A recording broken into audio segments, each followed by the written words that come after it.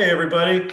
This is another Disclosure in the Media episode with me and Ryan Polnkarts. We're going to actually be talking about Elder Scrolls Oblivion. Say hi, Ryan. Hey everybody, it's good to be back to be Yeah, talking about Oblivion today, which is the fourth main series game in the Elder Scrolls series, which is the one where I think the most of the fan base other than Skyrim came in. So it's a really cool game, and it was revolutionary at the time when it came out in 2006. And so Oblivion is takes place 6 years after Morrowind that we just talked about, and the final year of Tamriel's third era, and it it coincides with the Oblivion Crisis, which is the name that future generations would call the period of time that marked the end of the Third Era and the end of the Septim dynasty of emperors. So, Oblivion is a game that takes place on Tamriel, just like all the other ones, and I will show you now what Tamriel looks like. So this is Tamriel. It is this continent, and Oblivion takes place primarily in the center in Cyrodiil, and a few of the pocket planes of Oblivion, which are outside of the world space shown here, and actually off the planet technically too.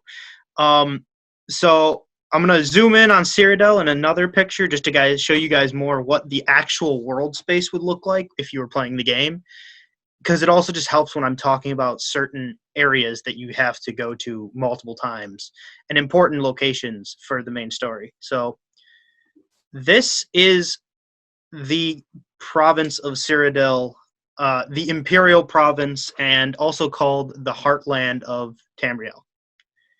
So Tamriel's heartland is the center of the empire and home to the Imperials, which are they're a human race, and they primarily look like Mediterranean peoples. So they have they look very Greek and Italian in basically, skin tone. basically Roman. Yeah, yeah. Yeah, their culture's based on Rome, but some of their they have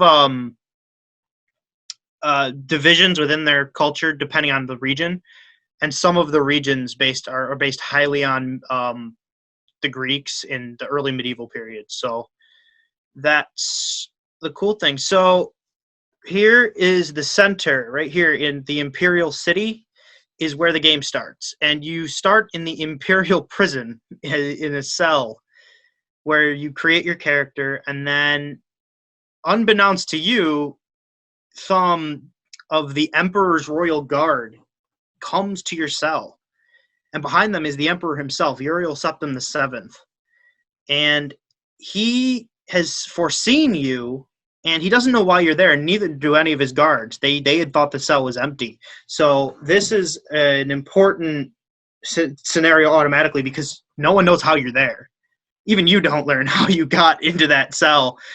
And I guess you could make up a story yourself, but it's really like the fate of the world put you in that cell to most people.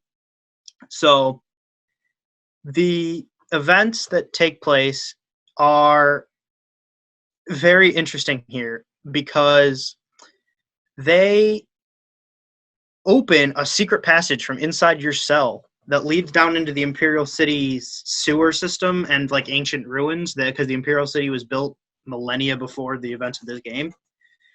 And you learn that the Emperor is being targeted by a cult of assassins called the Mythic Dawn, and that they're Daedra worshippers, but you don't learn anything more. And Daedra are sort of like a demon. There's multiple different types, and they come from multiple different pocket dimensions. So they're not all from one place, but all the pocket dimensions are just called Oblivion. So in the world geography, it's off the planet. It's just pocket dimensions, so it's really hard to explain them. But they're kind of in a ring around the planet, from what the lore says. But they are a Daedric cult, in the service of the Daedric Prince, Mehrunes Dagon.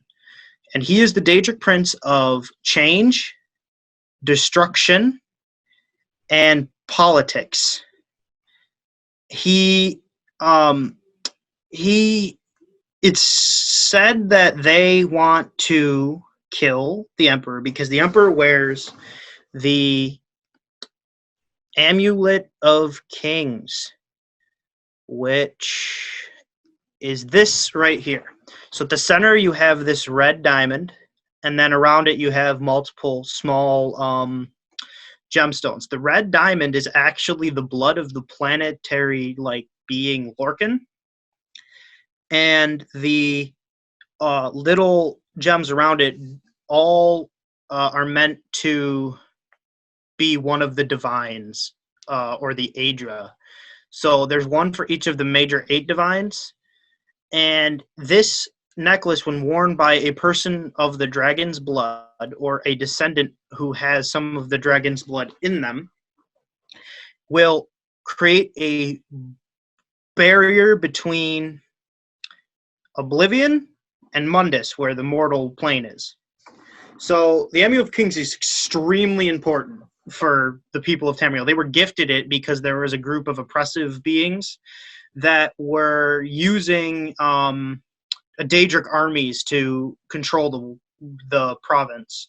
So it is very important that the humans got this when they had this war with this group of beings, and they were able to turn the tide because they were able to shut the doors of Oblivion. So without their Daedric armies, the humans then won. Well, this deal has been held for generations, and it is an important pact. Every time a Dragonborn becomes emperor, and their line afterward, wear this, and it ensures no Daedric invasions, no Daedric incursions into the world, or at least major ones. Some very powerful Daedric can still break through, but they can't stay long periods of time. But the pact that does this is the prospective septum or dragon's blood emperor will do a special ritual in the imperial city where he lights something called the dragon fires and then puts on the amulet, and that'll shut the doors of Oblivion. Well, the emperor realizes very quickly that his little guard group that you got out with is not going to survive this attempt on his life, because there's multiple assassins, and all of them are using magic to give themselves extremely good weapons and armor, and there's not enough guards to stop this attack. He already lost one of the guards as soon as you get in the first attack, and there's only 2 left. The other one dies, and so it's you, the emperor, and this other guard, and these assassins somehow get around you guys, and you're with the emperor, and you're talking with the emperor, and then he gets killed. But the emperor gives you the Amulet of Kings, so everything's not lost at this point. What's important is that you have the amulet, so the bad group doesn't get it. So you are then told to seek out Joffrey, who is a monk at a monastery just outside of the city of Coral, right here at this location just next to the city called Waynon Priory. And he is it's the monastery is in service to Talos, which is Tiber Septim, the first of the Dragonborn Septim Emperors, and Akatos, the dragon god of time. And he's there, but he's actually secretly the leader of the Blades. So you bring him the Amulet of Kings, and he's very confused. He's like, why do you have this? We know the Emperor's dead, and why do you have this? Did you kill the Emperor? And you're like, no, the Emperor gave it to me and told me to come find you because there's a secret heir, which no one knew about. All the Emperor's kids had also been killed by the cult because they didn't want an heir to be able to light the dragon fires again after his father died. But there's a secret bastard son who Joffrey instructs you to go find here in Kavach, right here. And so you go to Kavach and you find Martin Septim, but on your way to Kvatch, you hear about this disaster at Kvatch. And what happened was, now that the Dragonfires have been extinguished, but there is still an heir, the pact was still technically broken, so they can start their Daedric invasion. And at Kvatch was the first of the major Daedric Oblivion gates to Mehrunes Dagon's realm of Oblivion, and outpour an army of Daedra Mora, so lesser Daedra in the service of Mehrunes Dagon. And so a lesser Daedra Mora looks very much like this. Your standard sort of like devil figure. But they're humanoid. They just have the horns. They don't have like goat legs or anything.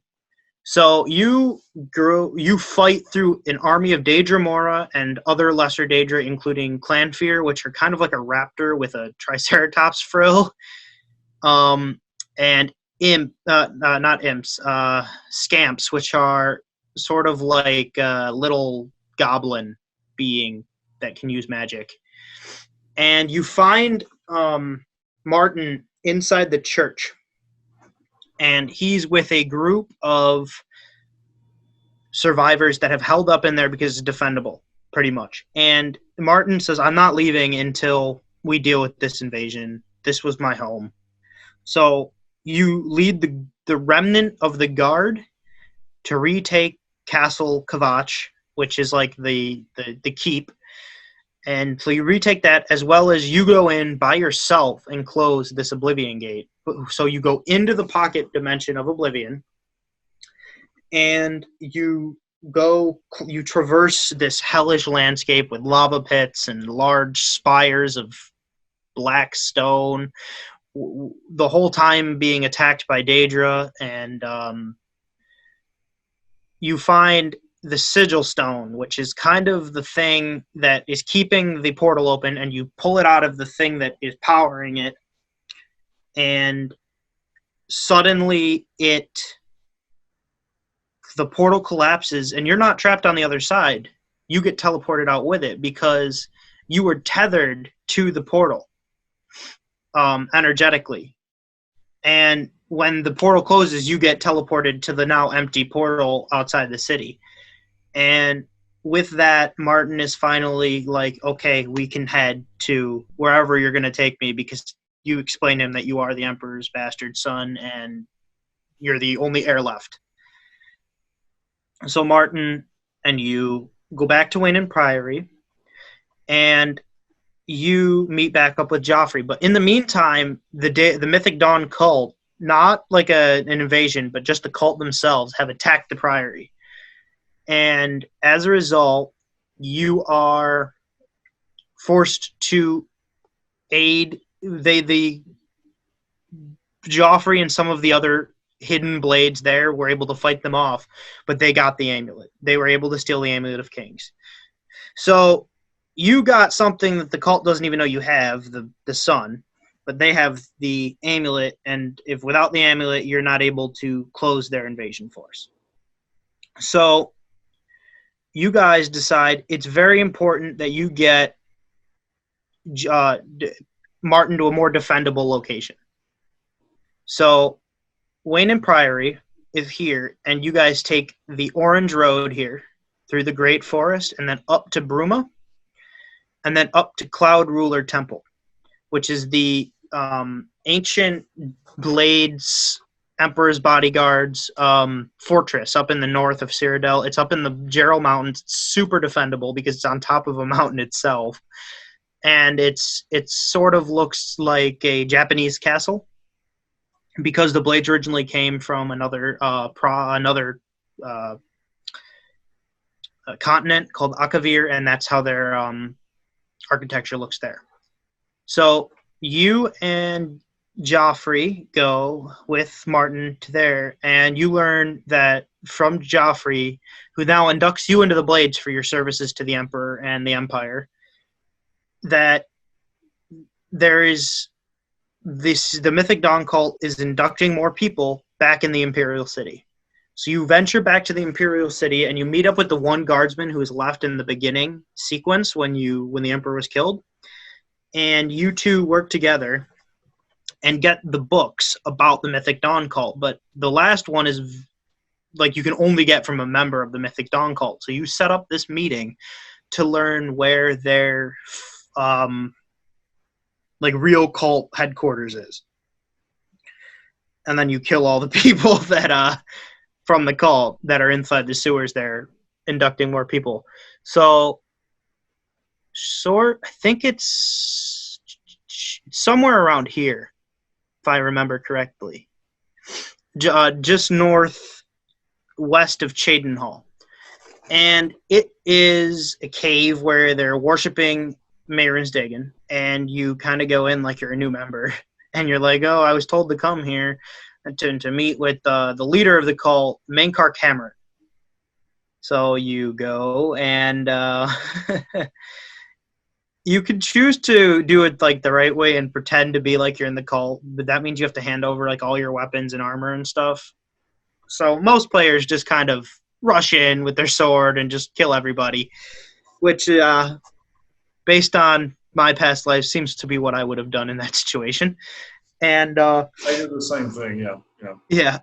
So you get to this final room inside here where the cult is prostrating themselves before a depiction of Mehrunes Dagon, the Daedric Prince they worship, and Mankar Cameron, the leader of the cult. Mankar Cameron is an elf. He is said to be a Bosmer, but that's debated in the lore. Some people think he's something called an Aliad, which I will explain later in the video, because of his skin color is different than what a Bosmer, and he's taller. And so you kind of get down there and you're like, ha, I'm a hero and I'm not going to allow this to happen. So you kill literally everyone else in the room, but Mankar Cameron still has the Amulet of Kings and opens a portal to his own pocket dimension granted to him by Mehrunes Dagon. But you get something in that makes the cult fear you from that moment on. Because you were able to steal something called Mehrunes Dagon's Mysterium Xarxes, which is a book written by Mehrunes Dagon himself, which is a very powerful artifact that can be used to open these portals into Oblivion without the Daedric Prince's aid. So you can break into Oblivion if you want to. So the cult is now scared, but they can't really do anything about it because not many of them left in the area where you are. So northern Cyrodiil, really. Well, simultaneously, these portals into Oblivion are opening all over Tamriel. Literally everywhere. Not just in Cyrodiil, not just where you're playing the game. And the same thing is happening everywhere. Daedric forces are storming out to try to sort of take over the world. Well, it's not really. In certain provinces, it goes better than in others. Chiefly Skyrim and Argonia had the best time dealing with it. So Blackmarsh / Argonia, the Argonians were warned that it was going to happen by the Hiss trees, which they have like a psychic connection with. So they were able to, instead of the Daedra coming out, they just went right in and took them out and got the sigil stones. In Skyrim, they have a warrior culture, and that aided them heavily here, and they were able to get out of it fairly unscathed.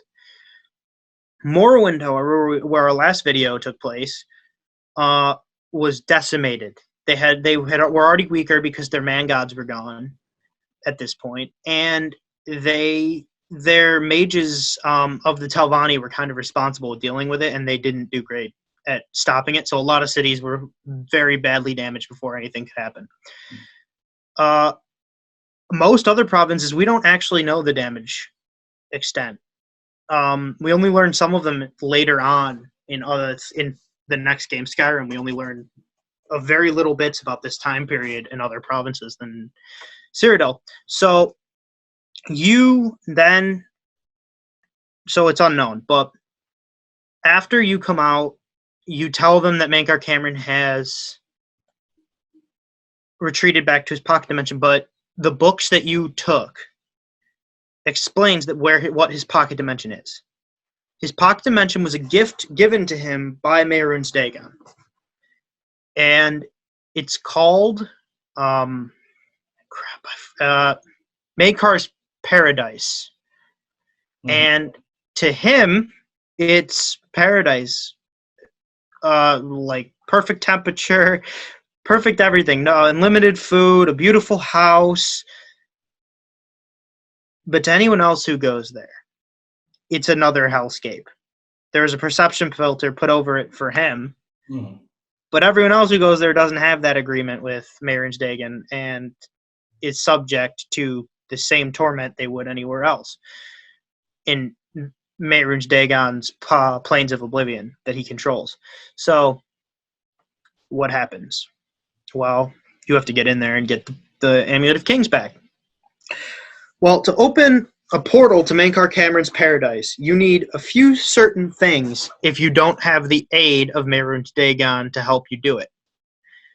You need the essence of a Daedra Lord, not like a Dremora, not like the foot soldiers.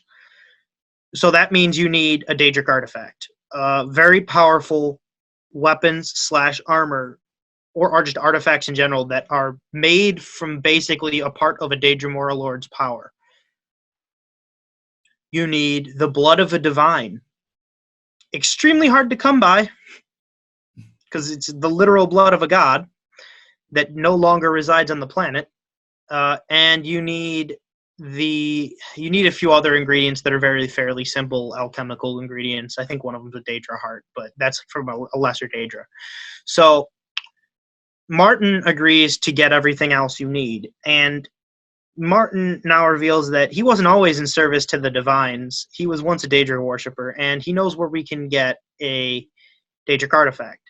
He's like, there are multiple shrines in the wilderness all over Cyrodiil. So pick one. The easiest one from here is the Shrine of Azura, where you can get Azura Star. Though it's unknown exactly which one you go for, because it's a choice that the player gets to make. And it's also because in the course of doing this ritual, it will be destroyed. So it's pretty much up to the player's discretion which one they pick, because they don't destroy one they want. Mm-hmm. But you get a Daedric artifact from one of these quests, which there's multiple, and then you go and you realize that, well, the Daedra seem to believe that Tiber Septim Talos did become a divine after his death. So if the Daedra, other Daedric princes, are in belief that he is a god, then there is hope to find some of his blood. Because all of the emperors of the dragon's blood have been entombed at a place called Sancretor. Now, Sancretor is somewhere up here in the north of the Jarrow Mountains. I believe it is this little castle right here over the Tea and Great Forest. But it is impregnable. You can only get in one way, because there's unscalable heights in the rear and cliffs on both sides.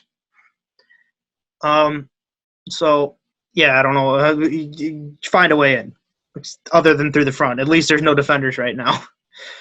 In past eras, it was an actual fortress that people lived in. But now it's a tomb. You get in, and you fight your way through the defenses left by the Imperial cult, which is sort of the people that worship the emperors and the blades, essentially, to get to where Tiber Septim Talos, his human body, was entombed. And his armor is there, and inside of his armor you find some dried blood. That's actually the very little thing that you were able to find, and you also get the armor, which is really good armor. So you go back to Cloud River Temple, and now you have everything you need to open this door. So you open it, and you travel into Oblivion. But before you can do that, the city of Bruma, which is right underneath Cloud Ruler Temple, is now, they know the Mythic Dawn cult now knows where like Martin is, and that he's an Emperor's heir. So they know Bruma's very close to Cloud Ruler Temple. On here on the map, it's very short distance, and you can actually see Bruma from Cloud Ruler Temple when you're there. And you learn that Bruma's now a threat for one of these portals to be made there for a Daedric invasion. So before you go to get the Amulet of King's back, you travel to every one of these major cities except Kvatch because it's destroyed, and the Imperial City because it's dealing with its own issues, and get aid from their counts. So instead of the regional rulers are in counts in Cyrodiil. In Skyrim, they're jarls, but here they're counts. So you go to all the county capitals, so Leyawiin, Breville, Skingrad, Anvil, Coral, and Cheydinhal. And you get their support to send aid up to Bruma in preparation for this attack, and you're able to repel it fairly easily without much damage to Bruma. And this scares the Mythic Dawn cult because now they see people are teaming up to stop them. Usually, in the process of doing this, you usually close a few of the portals in other cities or just help their counts out to get their approval. So you go to back now. You go in and you go to Mankar's Cameron's Paradise, and because you did this ritual to break in, you actually see it for what it is and as he sees it. So like it blips back and forth between like this good dimension and bad dimension for you. And so you kill Mankar Cameron there. Now something important about Mankar Cameron that I did not mention before was he is at this point like 400 years old. He was alive when Tiber Septim was still emperor of Tamriel, and that was because Mehrunes Dagon, who he had met like hundreds of years before, had used some of his own power to extend his life. And so you have this scenario, and you kill him, and Mehrunes Dagon is instantly aware of what has happened because part of his power was in him. So instantly also this pocket dimension starts to collapse. So the perception filter instantly falls away and it starts collapsing because this pocket dimension was tied to Mankar Cameron's life force as well. So you get out just in the nick of time, and you return with the Amulet of Kings to Cloud Ruler Temple, and you bestow it upon Martin Septim, who is able to wear it because he has the dragon's blood in him. And you guys make for the Imperial City like wildfire, because the second in command of the Mythic Dawn cult was made aware of the death of Mankar Cameron and the urgency needed if the plan was to basically allow this Mehrunes Dagon to take over the world to occur. So what happens is you guys go there and you find that the Mythic Dawn cult and a bunch of Daedra have opened the lesser gates around the Imperial City, and you guys fight your way in through the one entrance to the I believe it is to the one of the down here. I think it's either the Talos Plaza District or the Elven Gardens. I think it's the Elven Gardens. And there, in each of the districts and the Imperial Palace, Martin lights one of the dragon fires. So you had to fight right through the entire city, essentially. And when you get there, the cult has now actually summoned Mehrunes Dagon himself into the world, which is extremely powerful dark magic. And so this is what Mehrunes Dagon looks like. And he is like, I think he's meant to be like 50 to 100 feet tall when you see him. He's massive. He towers above the buildings. So the only hope left is for Martin to sacrifice himself. And Martin does a ritual with the Amulet of Kings and calls upon the aspect of Akatosh. And Martin becomes Akatosh for a split second, and this big, out of Martin bursts the aspect of Akatosh, which is like this big dragon projection thing. Because like Martin's inside of it, and it's physically there, but it's like see-through. And he fights Mehrunes Dagon to a standstill, and beats him, and closes all the portals to Oblivion everywhere. And then the whole aspect turns to stone with Martin entombed in it. So Martin dies, but the Chancellor of the Elder Council, which is like who rules in the stead of an emperor until a new emperor can be picked, in this scenario at least, approaches you and says, you, Martin, said you were chiefly responsible for the protection of our world, and thus you are granted the title of the Champion of Cyrodiil and the Hero of the Emperor. So you are now the hero of the world, essentially, and you get to live pretty much at peace now in the world. But you hear stirrings down here in Leyawen, southernmost city of Cyrodiil, right here at the mouth of the Topol Bay, up the Niben River. And you hear that the Church of Anvil had been attacked. So Anvil's over here, and you go over there, and you learn that there are these crazy Daedra called Aurorans that wear golden armor and have big weapons. They're like hulking monstrosities. Were the ones that did it, and they're in service to the Daedric Prince Meridia, but she's not staging a full invasion because they were claiming to be in service of a being called Underil the Unfeathered. So you then are told to seek out, I think it's over here, if it's on this map. I don't think it's on this map, but the Knights of the Red Diamond, I believe they're called. So you head down to this knightly abode, essentially. It's like the Knights Clubhouse, almost. And you learn about Pelinal, White Strake, and the Alessian Revolt.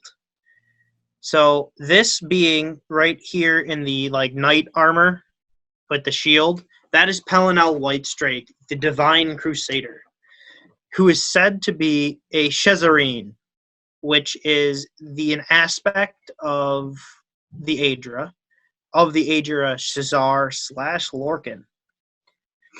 Now, what was going on, this predates the formation of the First Empire, and now you're in the Third Empire. So you learn that when Pelinal died, he was able to strike down Umaril, this being right here, Umaril the Unfeathered, who was not dead, who did not die as a result of this. He was transported to Meridia's realm in Oblivion, and Umaril was one of these aliens, also known as the Heartland High Elves. They were a sect of High Elves that left Somerset Isle to worship Daedra, just like the Chimer in the previous video, but they never pissed off the Daedra and got turned into Dark Elves. They, while worshiping both the Aedra and the Daedra, created the First Empire, the White Gold Tower, the central figure of the Imperial City, and much of these ruins that are spread all over Cyrodiil. Now, these are very important because they hold great magical wells of energy and artifacts. So you learn that Umaril is still around, and Umaril wants to see humans die out. Because see, the aliens kept the proto-imperial race as slaves. They used humans as slave labor, and they kept them in check with Daedric armies and armies of great magical warriors of their own race. Well, the slave queen Alacia got a vision of from Akatosh and pleaded with him about her people's plight, and was like, "We are enslaved and dying." Some of the ways that the aliens kept humans in check were very barbaric as well.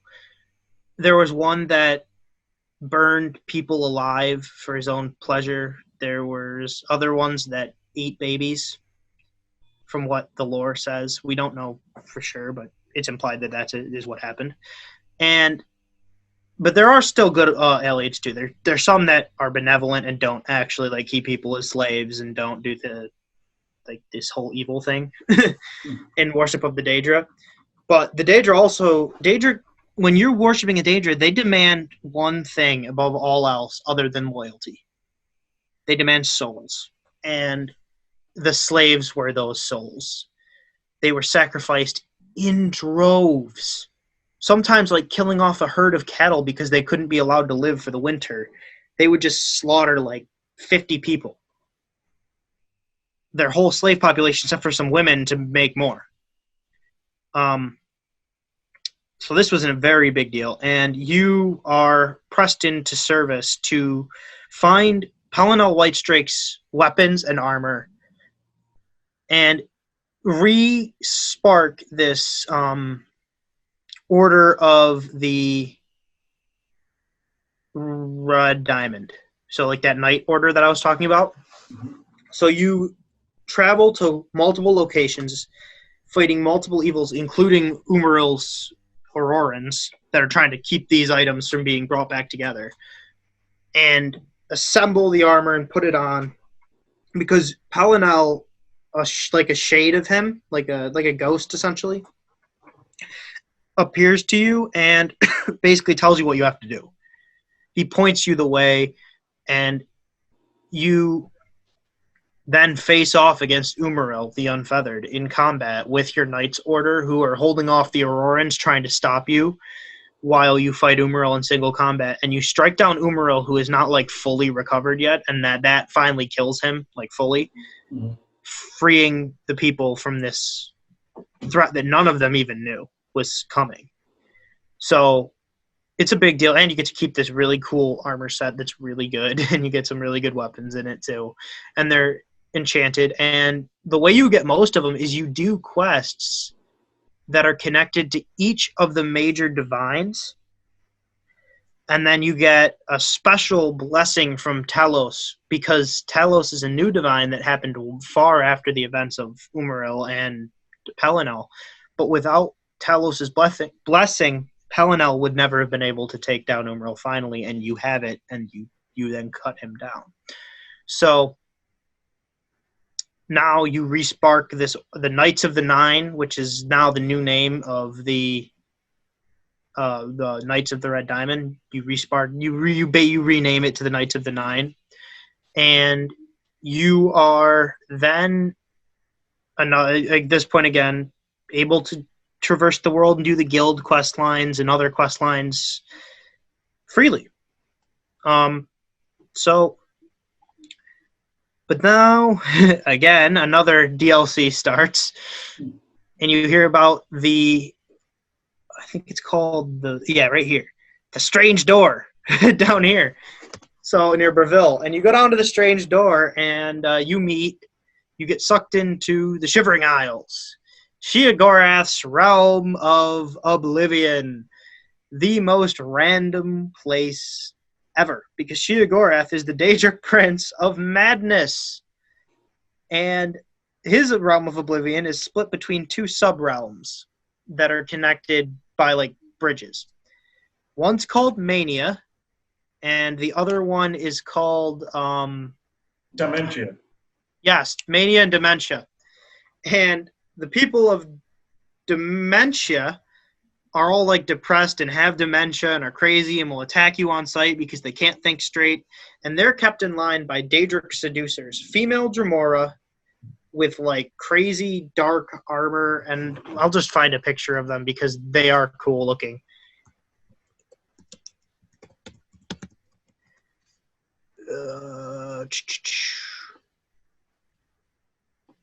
This being right here is a Daedric Seducer. I hate this website sometimes. Yeah, the one right here in the middle, she is a Daedric Seducer. With her like the helmet and her arms crossed. That's a Daedric Seducer. And then the Daedra of Mania are they're guarded, they're like guards. Are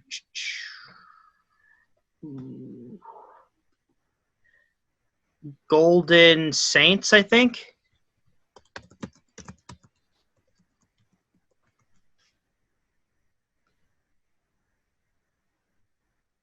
Yes, they're called Golden Saints, and they look like that. All right. And they kind of just act as guards while you're in that dimension. And here you were brought right before the Daedric Prince of Madness himself, Old Sheogorath, also known as the Gentleman with a Cane and the Prince of Madness. And he is by far one of the most interesting figures in the Elder Scrolls lore for multiple reasons. You find him in places you don't expect to find anything. And there's Sheogorath doing a jig or talking about cheese or some other weird thing. And he's got some artifacts attached to him, like the Wabbajack, a staff that has utterly random effects when used, as well as the Fork of Horripilation, which he forces people to fight enemies with. It's just like a normal fork, but it's just called that. And then there's also the Staff of Everscamp, which literally just, when you hold it, it conjures like 4 annoying little scamps around you that follow you around and annoy you. And they basically are like, oh, you're an idiot. Oh, you're stupid the whole time. They're just following you around saying that kind of stuff. But you're brought right into his halls, and he's like, I needed you. And you're like, why? And you learn that the Grey March is at hand, which is an event that happens at the end of every era. So now you know that the third era is coming to a close. This was marked, the day that the Emperor died is actually the date that they then choose for like the calendars to start. Like the next year is when the calendars move into the fourth era. And Sheogorath is like, yeah, well, I'm not going to be me soon, but if everything goes right the way I want it to be, I will be me before he will be me, and that'll be the way, or is it, or then he was like, and then he goes, or was it we? Which is hinting to the finale of this DLC, where you help Sheogorath basically make sure his realm is ready for what's coming in the Grey March, but you're never actually told exactly what happens until Sheogorath's faithful servant Haskell, sort of his butler, tells you, yeah, Sheogorath has disappeared and turned into Jigalag, the guy that we've been telling you needs to be defended against. Sheo didn't let us tell you that when we were preparing. He didn't let us tell you that's who he was going to be. It was him, technically. So Jigalag is the Daedric Prince of Order. Order to the nth degree, to like its unlogical ending. He is crazy almost to the point, like Sheogorath's crazy in like a bad way of like mental illness and like just utter just mania. Jigalag is crazy to the point where if everything isn't perfect, it needs to be destroyed. He has the effect, like he's like AI in movies where they're like, humans are imperfect, so they must be destroyed. That's how Jigalag is. Well, Jigalag was originally like the only thing. There was no Sheogorath in ancient times. Well, the other Daedric princes were like, Jiggalag is scary because Jiggalag was the most powerful of the Daedric princes, full stop. And he like had all the realms of Oblivion at his control, and he had the other major Daedric princes like subservient to him and his order. The other Daedric princes came together and were like, Jiggalag is too dangerous to be left alive. So they couldn't kill him because he's like them, a Daedric prince, a very powerful, like god almost, or demon king. So they cursed him into becoming Sheogorath. But the curse had a clause, essentially, which is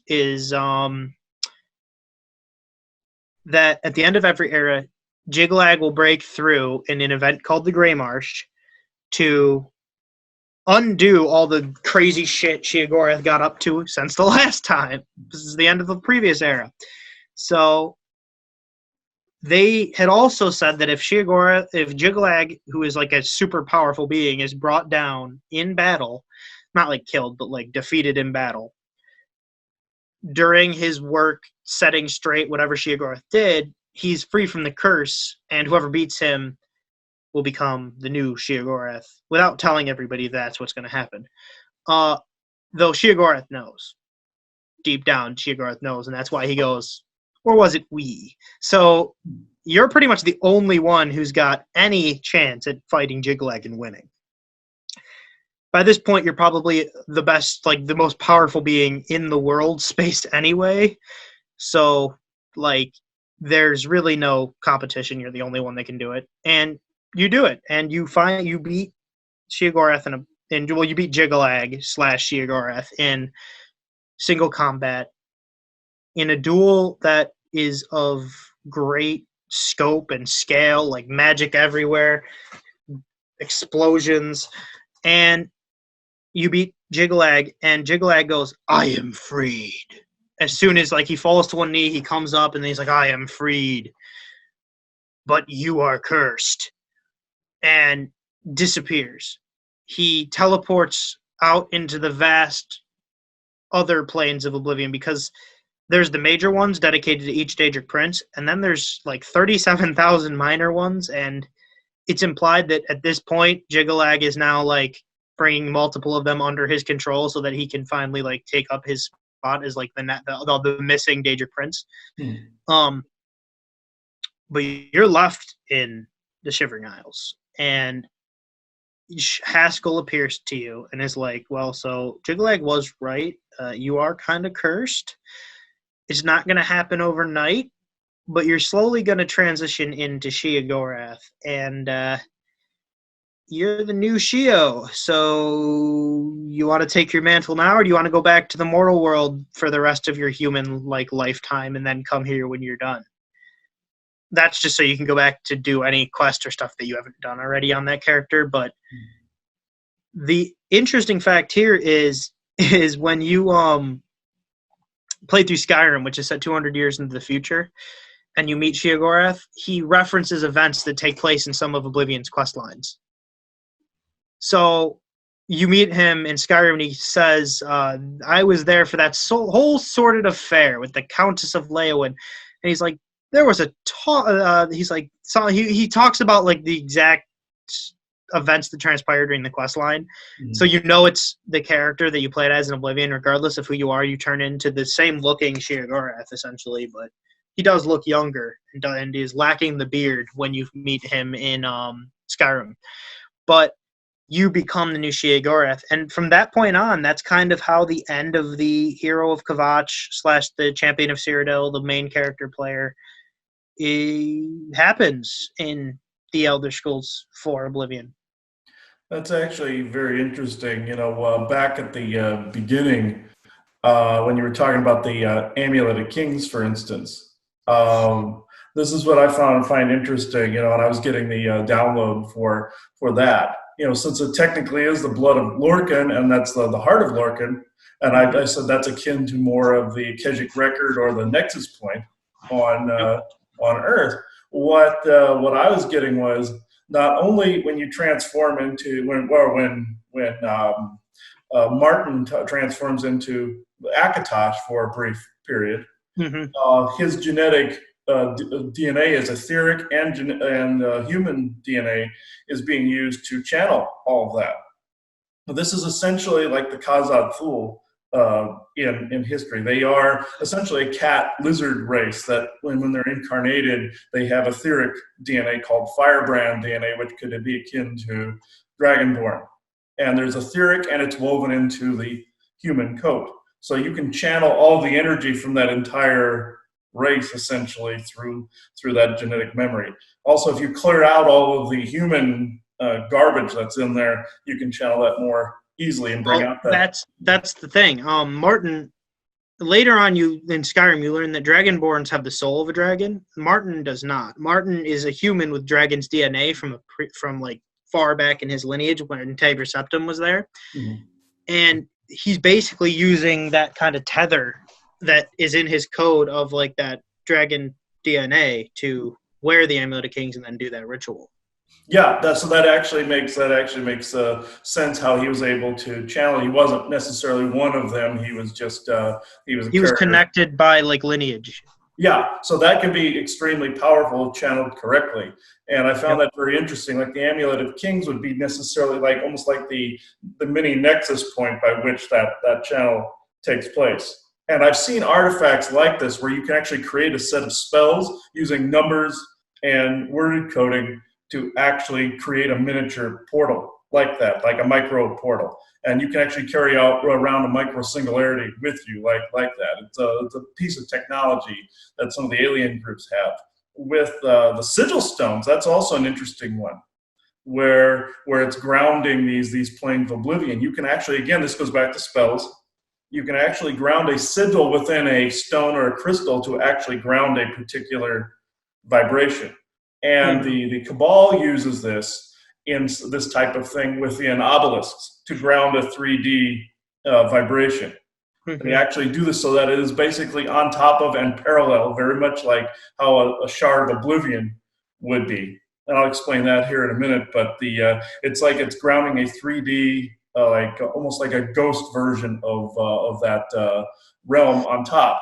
And people get stuck in these, and they call this the undoing of this, the splitting of the densities, to where all these are basically undone. And this technology, sometimes it's a pyramid, sometimes it's an obelisk, and it can actually ground through a series of spells and careful words. It's also technology and can ground that actual vibration. You see these in graveyards. You see these basically as energy collectors, and it's also powered by soul energy. Like on battlefields, like when we were at Gettysburg, those souls were made to play the battles over and over and over again. What's there? Several of these obelisks, and they Mm-hmm. were the harvester aliens were using these to constantly harvest energy, but also ground that soul trap on Earth in the very same fashion as grounding with the sigil stone in Oblivion.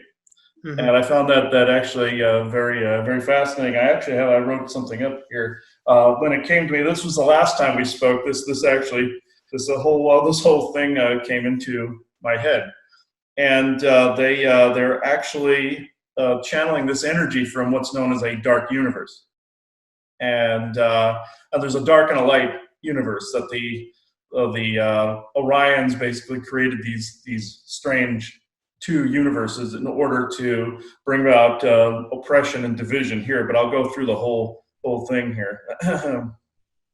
uh, Basically, Dark Universe, a copy of where the Orions came from. Dark Galaxy, there was a dark galaxy made of dark matter that they channeled this energy through. They needed a smaller lens or focal point. Holographic oppression expression layers where they exist in all these little shard layers, which would be like the layers of Oblivion.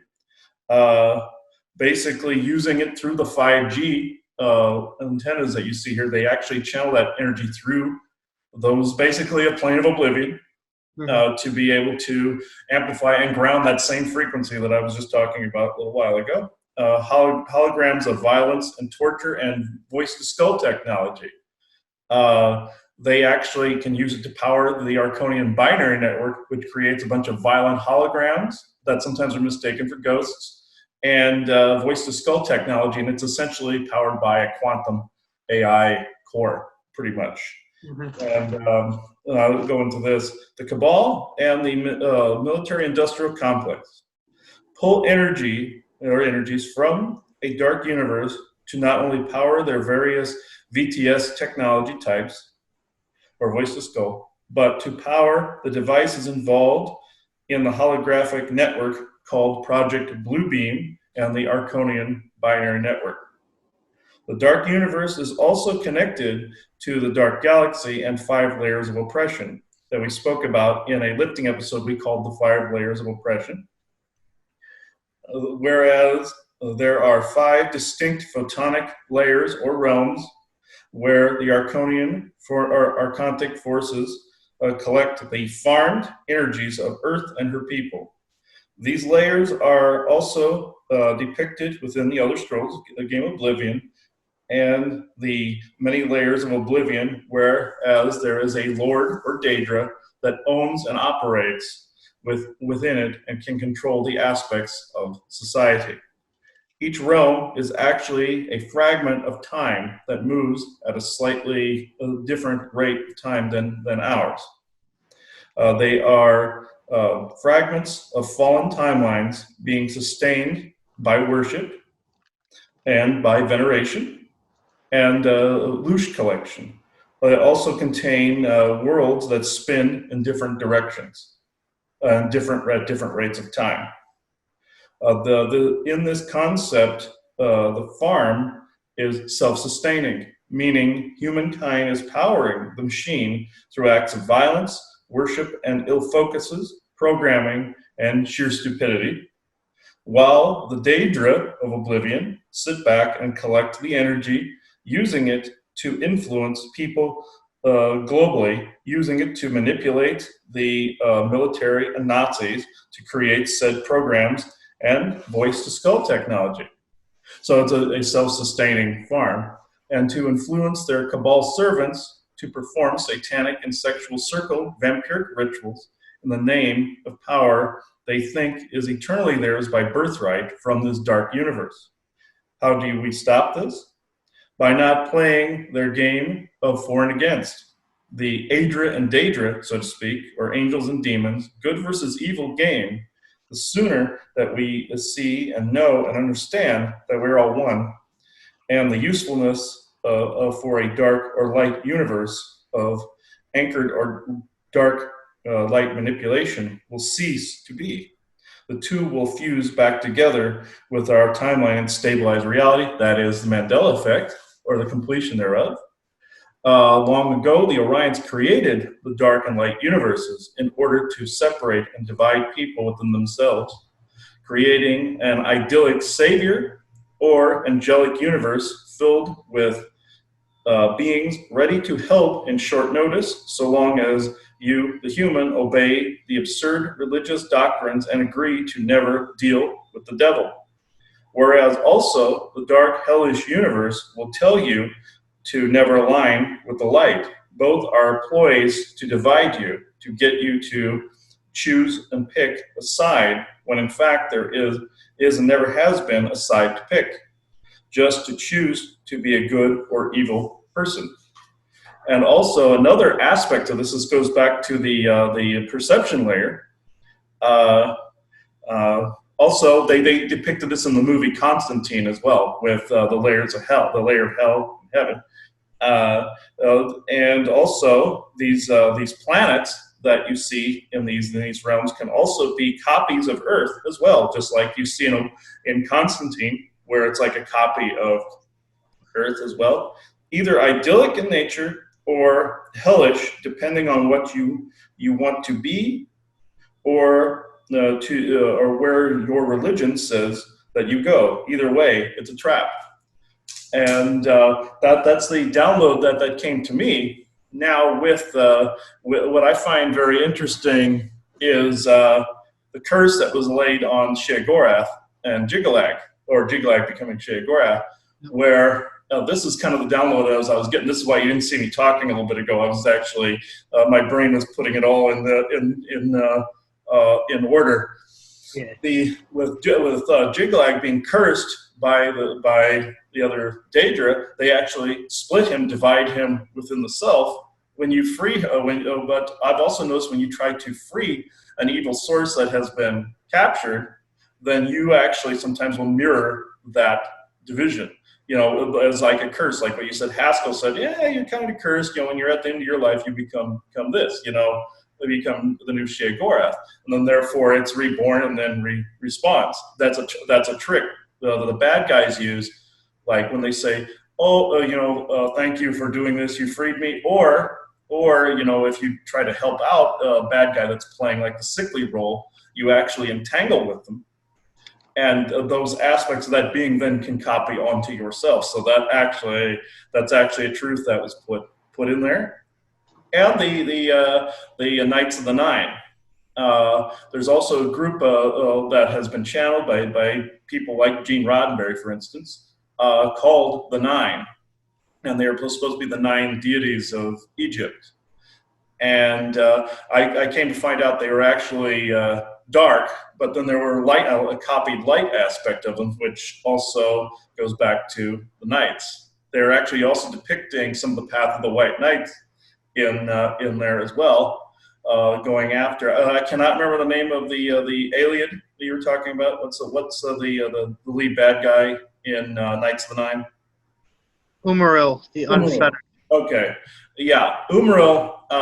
Yeah, that this actually reminds me of how some of the elves can actually corrupt and become like some of these darker, twisted, like Fomorian type forms as well. So it's interesting where they have good aliens and bad aliens like Umaril. I find that very interesting, and the knights are basically battling the bad ones, which in turn there are good elves like what was channeled in the previous show, and then you have the Fomorian forms, which are the deteriorated Orion, ogreish type forms as well. And those are ones that actually do eat children and take the energy that way. They're basically ghouls, essentially. They deteriorate down into ghouls. Some of them are these Orion lords that have these pale skin. They look like aliens pretty much, and they have this pale skin, pointy chin, like you see in that they created the Tuathans. Then the Tuathans fight back. Well, also you have another sub race of Orions called Lancaneers, and they're essentially soldiers. They're white elves, but they're extremely white, pale elves that have slightly larger ears that kind of curl to the side just a little bit. Extremely arrogant, belligerent beings that are extremely psychically adept. You offend them even in the slightest, they tend to crack the hammer down on you. Extremely Spartan-like society. And they're also kind of like some of the Thalamor in Skyrim. They have some of the similar mentality as them. And I find that actually very interesting that they integrated that into the game sequence. And the fact that they also, at the end, have Martin Septim get encased in stone. There's also a clue here as well. When you exert all of that energy, when it's let loose from your body, there are cases where where it can turn to stone, just like with Medusa in the Greek mythology, where she'd stare at them, they turn to stone. What she was doing was actually pulling the energy from them through her eyes. Mm-hmm. And essentially, people thought, "Oh, one gaze would turn them to stone." What she was really doing was pulling their soul out, and all of that energy through the body automatically turned to stone. So I thought that was very, very interesting. What is a bit ahead of what we were talking about? You were talking about how the Orions have like a dimension that they use to like mirror things over here. Mm-hmm. When we talk about the Elder Scrolls Online, we'll talk about the Dark Anchors, and those are used by different Daedric Prince, Molag Bal, to physically pull parts of the world into his dimension, which is a mirror copy of Tamriel, mm-hmm. but under his rule. And what he was trying to do, spoiler alert, was like pull the world into his dimension so he could have the real world, not like his mirror copy. Mm-hmm. And then like that just seems like that might have been like a plan that negativity had, but they failed at in the past. Yeah, that's exactly it. They wanted to actually swap out elements of our plane and theirs so that they could live, they could actually exist here. See, they exist in these also these negative 0 points or shard realms.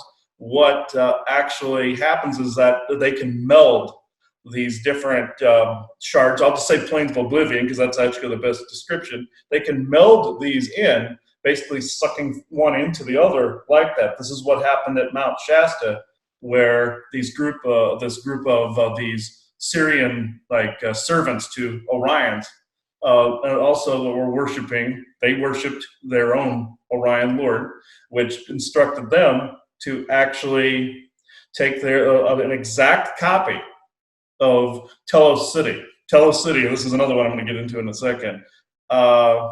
Exact copy of that where they were already in control. They melded that in, fused them together, and they were already a standing army within the borders of Telos City. So the elves had to retreat to Mount Adams. This is actually real. This isn't just Elder Scrolls. This one actually took place, and they had to use a series of anchors. And those anchors were essentially human made through worship, through veneration, through focus on these sorts of things. That's what powers these realms, and they just managed to get enough oomph to actually do that. Yeah, yeah, and they actually can pull that off. There are actually negative aspects to the Mandela effect. That is one of them. And what I find another very interesting is the Imperial City itself not only reflects what Atlantis looked like with the concentric circles. Telos City is the same exact way. They did the concentric rings. Now on the elves, one of the elves' homeworld, they actually have a pyramid in the center, and they have the concentric ring cities. So this is a common theme amongst Orion and Elven cultures, and also it's interesting they named it Telos or Talos because that you have that link to not only Elder Scrolls, you have that link to giants, you have that link to the Viking myth and lore, which is essentially Asgard. That's what some of the structures there look like, where it was the concentric rings. So I find that very interesting, where they integrated all that lore into it. Even a single structure, even putting that in there, they're telling us that story. That's interesting. New race wise, there really isn't any other than some forms of Dremora, like the Lesser Daedra, like the Daedric Seducers and Saints. You get to see I think that's really it. There's really no new races this time to go in. What I find interesting about the Seducers and Saints, though, is they again, this goes back to Dark Light universe. False savior, false tormentor sort of thing, and they're really from one thing. Well, what essentially those seducers remind me of are a type of like contorted fairy nymph type of being, or even a dryad type of being, where essentially they can seduce someone into doing evils and wrongs, and it eventually drives them insane, basically dementia. And you have the saint ones that are not only the saints. This idea of saints was created by Orions for worship, but you have these Valkyrie looking people, or these women that essentially look like the Valkyrie that worked for Odin on ancient Maldek. These were his guards. He had female guards. Knowing that the female energy was extremely important, he implemented them as guards. And these saints actually have a very similar outfit, and also are very much just like positive fairies, positive elves, kind of. And positive fairies actually they're fully dressed, and they have like a plate armor, just like that. And elves, they're the same way, but they have more of a silver look to them. And the ones that are not clothed are the ones that usually get entangled, go into this dementious like state, and then will actually try to seduce humans. Doesn't matter, male, female, doesn't matter. And that goes into more of the incubi, succubi Yep. type of mythology, right there. That's all Orion. All that's Orion based, right there. Or at least I should say, be more specific, negative Orion. There's actually a plethora of species out that way that are, just like us out Yeah. that. But it's negative Orions. And they even used a shard of their original planet, Nibiru, after Nibiru was destroyed. They actually could use pieces of that to actually not only suck in energy based on some of our pyramids here aligning to Orion and collecting energy that way, but they could actually send projections of that back into our system powered by that dark universe. They even took technologies of other races and grounded them into that universe so they could use them to manipulate those species as well, like time altering type of stuff. Mm-hmm. But yeah, I actually find that interesting, and I know today for this show I asked this group of cat beings that I spoke to yesterday to actually come in for this show to cap it Mm-hmm. off. So I know one of them's name is Yavin. Oh, And like this planet in Star Wars, like Yavin. yeah, it's like it's like Yavin. Yeah, it's exactly like that. Yeah, and I pointed that out too, and he's like, I know. That's another area we could probably go into at some point to Star Wars. Oh, yeah. Okay, Yavin. I know he was here for quite some time. He looks basically like a lion. He was. Okay. He's not a man upright. He's a cat. Okay. And there are other ones that are upright too. That reminds me very similarly of like the way that there's multiple different types of Khajiit. Mm-hmm. Yeah, like we said last time. Yeah. Yeah, they can be different types of cat being depending on how they're born. So yeah, and there's human Nordic looking ones too, because humans share genetics with Khazad-dûl and Lyrans. So there's some that look like a Nordic human, and then some that look like a cat, and then some that are cats. So it's like Yavin, I know you've probably been here the whole time. Let's see. Yes. Oh, okay. Yeah, you are here. Okay. They kind of stand up though. If they're going to do a channeling, they'll stand up like a person. Oh yeah, like rear up on their hind legs. Yeah, like if they're going to project energy or something like that, or fight or something like that. So, okay, yeah, okay, yeah. Now you're building energy. Okay, that's interesting.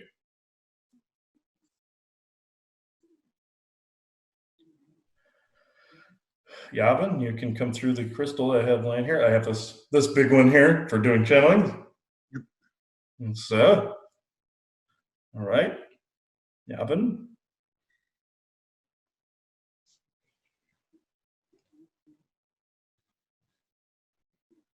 It is interesting to us, those of the Khazad-dûl and our relatives, the Lyran people, the similarities within your storylines, especially that of the bloodlines and the etheric bloodlines.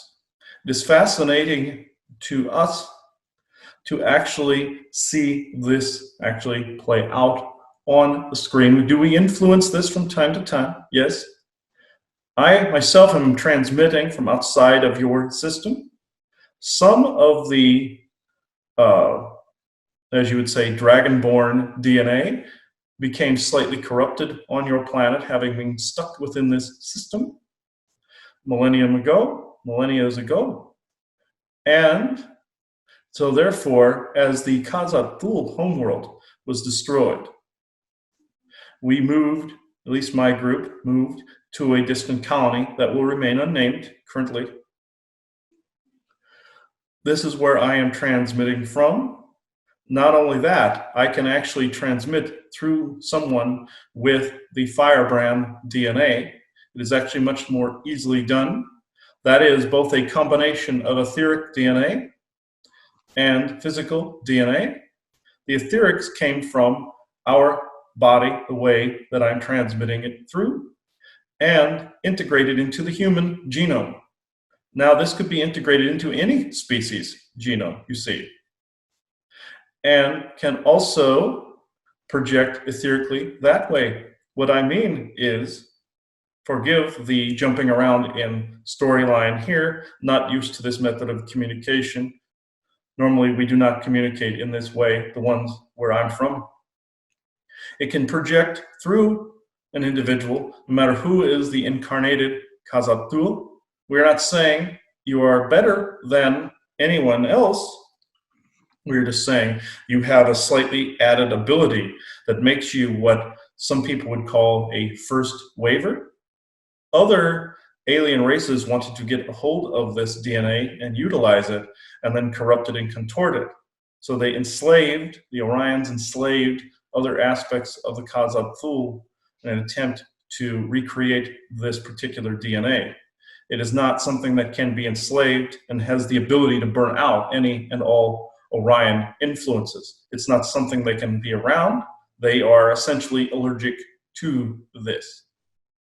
This is as much as I can transmit currently, but I will also say another thing. The priestesses of ancient Egypt attempted to conjure us in order to save the world, as you would say, from different Orion influences. There were even Lyrans that assisted in this. Egypt fell anyway several times, in fact. So we also, in some aspects, do roam the earth, helping people out where necessary, and also giving balanced energy where necessary.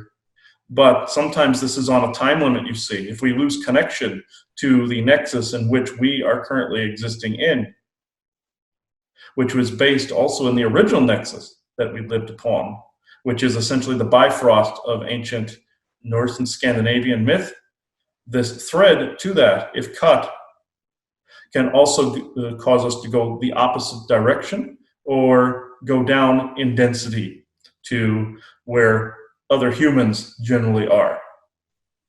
This is essentially a connection to a celestial that is in our original solar system and acts as a portal or gateway to your own realms. These fragments of time were also hijacked, as you would say, by those who wished to extend their own existences and rule over all of mankind, as you would say. This is why people cannot find different aspects of the Orion lineages, because they are hiding out in these different pocket realms and these different 0 points that are copies of your Earth or copies of old temples that are now have been destroyed, say the Temple of Baal, for instance. There is a copy of that already in a pocket realm where he resides. In these different realms, they can also shape them how they wish, and then integrate them into your current time by fusing that particular timeline with your own by using a set of words or sigils, very much like your sigil stones, you see. These sigil stones can ground that particular timeline within a pillar, or you would see it as more of a standing portal or cauldron. These float on top of a fountain-looking device with a ball on the top. It is a bastardized version of Lemurian technology that could reshape the land and reintegrate time and the flow of time properly. The technical specifications are far too great to utter in English, but this is the crux of what those devices can do. They can literally reset a particular set of land back to a particular point, or if corrupted, they can fast forward and help integrate a falsified fragment of time into your own, such as what took place in Telos City. The transmissions that you get from these realms are oppressive ones, and they aid in blocking transmissions from beings such as myself. This is the crux of the download of information for this. The storyline by which you have read it to be actually has its basis in your histories. They took elements from different mythologies. Even your character of Martin Septim, even though he was a martyr character, In this, he is an amalgam of different quote unquote heroes in your histories that had the firebrand DNA that were able to actually utilize it to actually help block incursions into your realm, very much like what took place. Through that amplification of what you call the Amulet of Kings, it was able to channel that firebrand etheric DNA in effect to actually stop an Orion Lord or an Orion incursion. You see the pocket realm in which your Dagon would have been coming from that would be very much like an Orion pocket realm. If you access that firebrand DNA and have a focal point, such as etheric fire and ice, let's just say, a visualization of fire and ice, you can literally block any portal from these falsified time shards and block them from grounding through any device just by those members of the firebrand DNA touching said devices, either in bilocated etheric form or in physical form, can actually block these incursions. But you can also amplify this through a crystal ball, a crystal, or with your own heart space and mental intentions. This is why some people have the ability to close portals, because some of those portals anchor back to some of those planes of oblivion, let's just say. So that is an accurate depiction of the closing of one or the overlapping of one into the other. Is essentially a dimension overlapping another dimension, and then the separation of the densities, then putting them back where they belong. Sometimes in that effort, by getting rid of a sigil of some sort, which are also sometimes within people, by getting rid of certain sigils and servants that have these, you actually break those anchor points. You see, it is not innocent people always that have these. Sometimes it is the willing or servants, very much like you're the servants to Mehrunes Dagon. It is very similar. Even in the Xerxes book you were talking about, there are also books that can be these anchors, powerful spell tomes that can actually anchor the timeline you're on, or create a new one, or anchor one of these particular pocket realms. In this, I can take a few questions. Okay. Does your race, along with other descendant Khazad-Thul peoples, inhabit the world that we have previously learned about that is like Tamriel? Indeed, yes. There are several colonies of Khazad-Thul and Lyran on those two particular worlds that were aforementioned.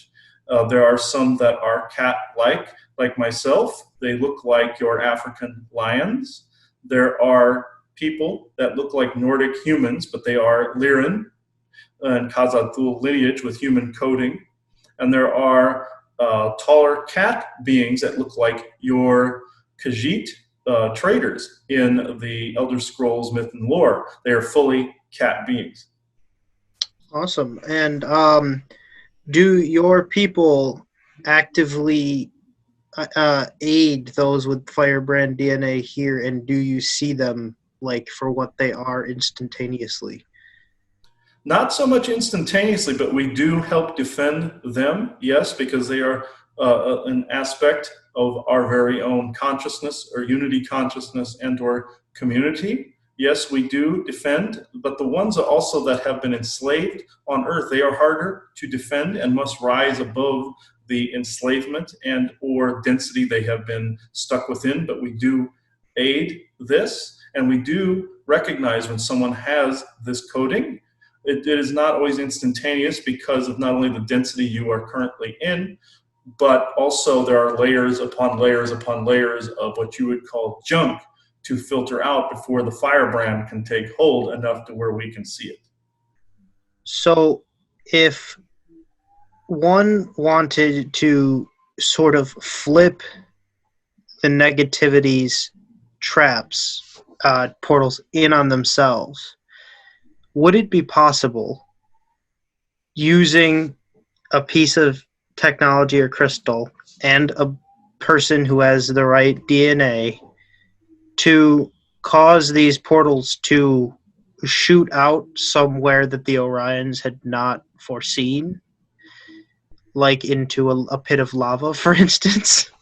Indeed, yes, this actually can occur, a backfiring, as it were, you see, or a ripple effect that can be sent back along it. You see, these Orions are not expecting humans to be able to accomplish this feat.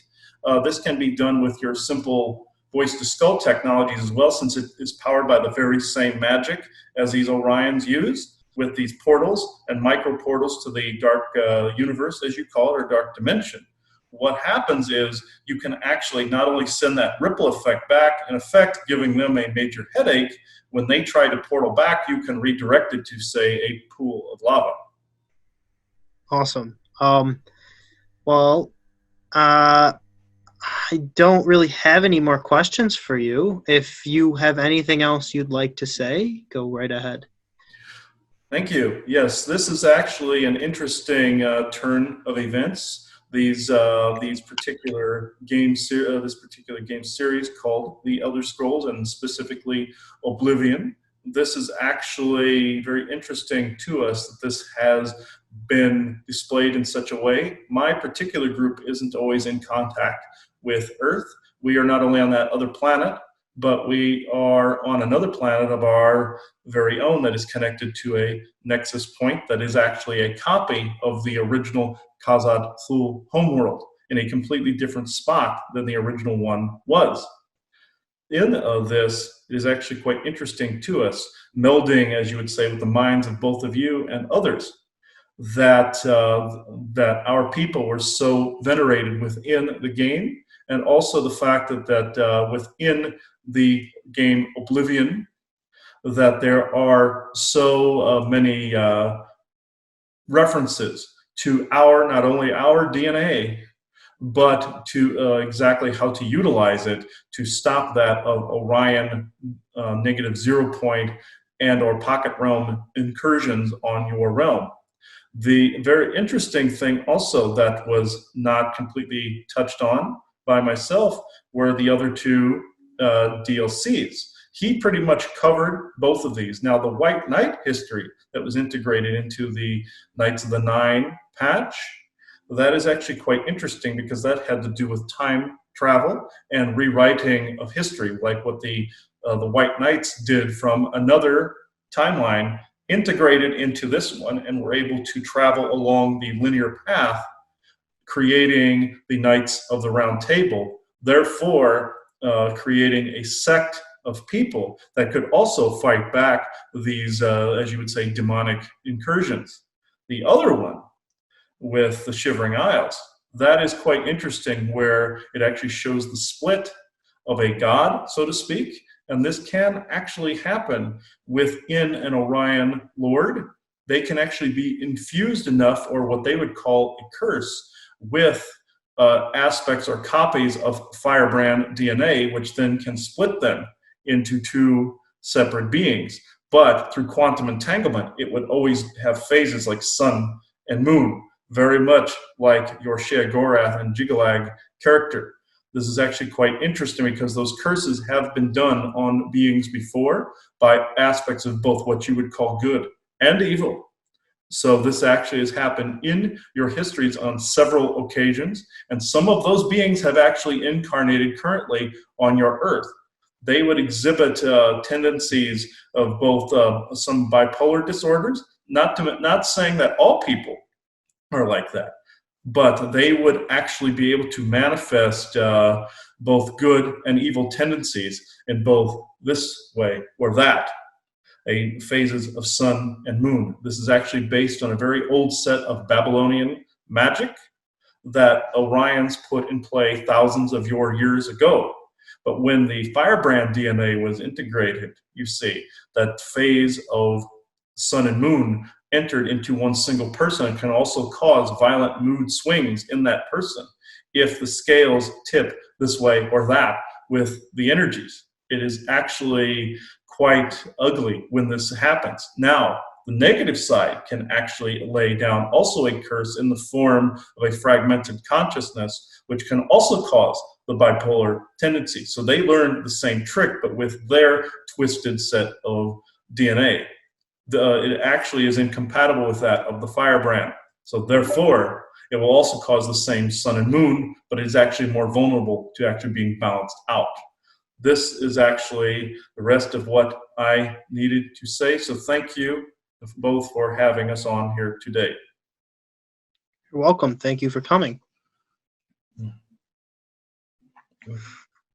All right. That actually was actually quite interesting. Yeah, I knew about the phase of the sun and moon and the magic and stuff like that, but I didn't know the intricacies that was surrounding that. So that'll be good also to talk about in the Skyrim one too, where it focuses around the Dragonborn. But I actually enjoyed that episode. It's been a while since I looked into Oblivion. So people thought that I was being silent in the beginning. What I was doing was trying to put it all in my brain to where I could actually talk about it. Like, no, I get it. Yeah.